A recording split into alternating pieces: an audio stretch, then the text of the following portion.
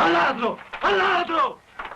Che ti è successo? Scott, have you seen Bicycle Thieves? I've seen Bicycle Thieves several times. It's one of my favorite movies, and the entire slate of Italian Neo-Realism films I love. Yeah, Bicycle Thieves. I've only seen it a couple times, but I love it. It's a wonderful drama that came out of this very brief but incredibly influential movement in Italy at the end of World War II and into the early 50s that's called Italian Neo-Realism. These movies were, they basically have the subject matter as looking at life in Italy during the end of World War II and immediately after the war. And it shows very realistic portrayals of a society destroyed by war, where people are now suffering from poverty, unemployment, and just the challenge to keep their lives and families together, which we see in the Bicycle Thieves. And what made it so influential as a movement, it was really the first time ever that movies were just doing everything almost with a documentary style of realism. They were very visually authentic and very humanly authentic. So they featured lots of non-professional actors. They were shot on real locations around Rome and other Italian cities with a minimum of obvious technique or style. And we just see these real characters that people in Italy at the time and even others could really relate to, these very simple, relatable stories. Martin Scorsese, the Italian-American director, called the whole Italian neo-realist movement the spiritual rehabilitation of an entire culture and people through cinema. The city of Rome is a character unto itself as well, showing all the scars of warfare. That makes it even more dramatic. Yeah, I mean, because they're shooting on the real streets during and at the end of the war. So we should probably start with what's widely regarded as the first great Italian neo-realist film. There were one or two before it, but this is usually the one, called Rome Open City by Roberto Rossellini. The story is very simple, as they usually are in the Italian neo-realist films. It just shows this is Rome while it's being occupied by the Nazis. So let's turn to Bicycle Thieves, 1948, Vittorio De Sica. And it's the story of partisans, the essentially the people that are fighting against the Nazis covertly, a priest and other ordinary people who are fighting the occupiers. And they actually started shooting this movie on a complete shoestring budget. I mean, they had to sell their clothes and stuff to come up with money. They began covertly shooting it in Rome while the Nazis were still there. And then most of it was shot in January 1945. So World War II was still going on. But by this point, the Germans had withdrawn from Rome, and in 6 months earlier, the American troops had come in. So they could safely shoot this story.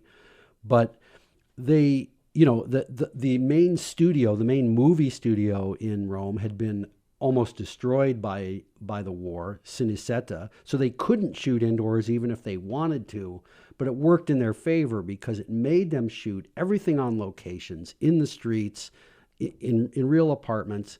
They had no money. They used the short ends of film stock. They couldn't process it for a long time, so they couldn't get dailies by any means. They had to wait days and days to see what they'd shot.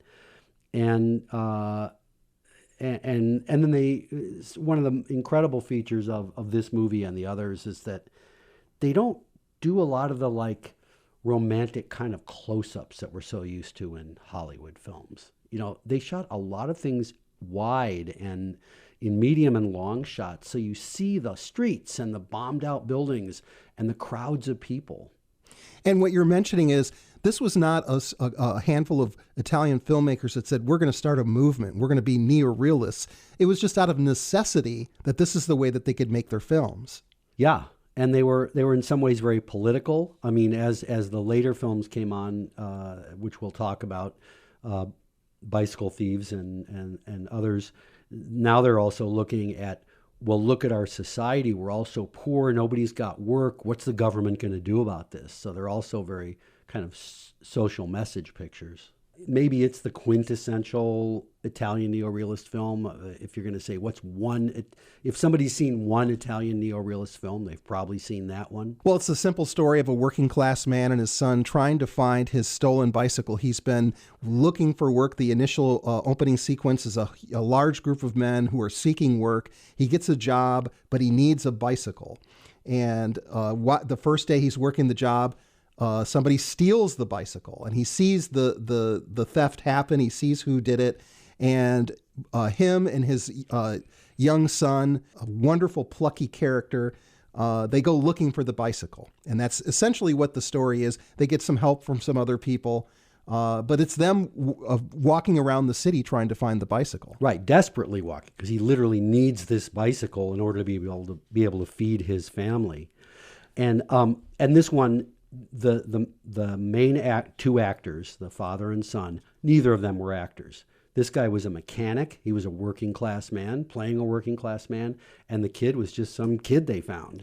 And this is one of the brilliant things about the neo-realistic films, because you would think that they were actors.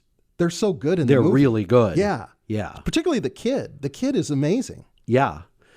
And people have mentioned, and I agree, that it's almost kind of Chaplin-esque. It reminds you of Charlie Chaplin films like The Kid, where you have the father and son, or The Gold Rush, but they're not as sentimental.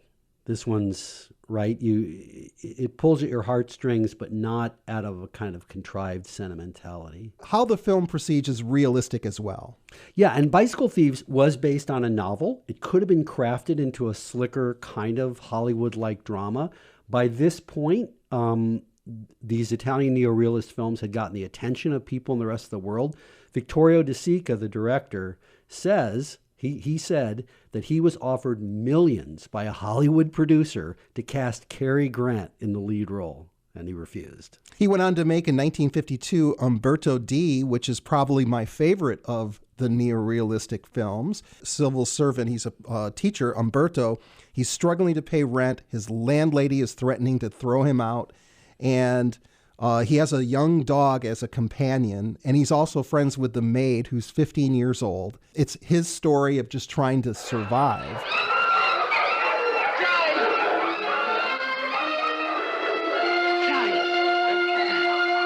A lot of people consider this the last true neo-realistic film. Why is that? By 1952, society was a little better. It wasn't in ruins anymore. They were coming back, and people didn't want depressing stories. These stories are pretty tough.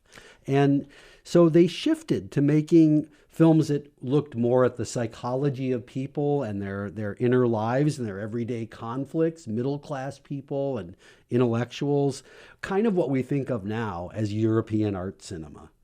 That was kind of where it was shifting. Now, Italian Neo-Realism, though, we should talk about, went on to heavily influence not only the Italian filmmakers like Fellini and Antonioni, who followed, even if they weren't making neo-realist films anymore, they were very influenced by the way it was done.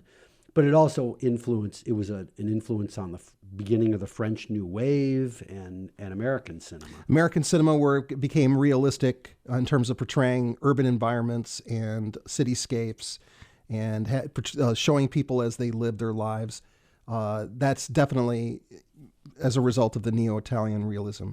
Yeah, I mean, we think of Martin Scorsese today and his films like Goodfellas, right? Or Mean Streets.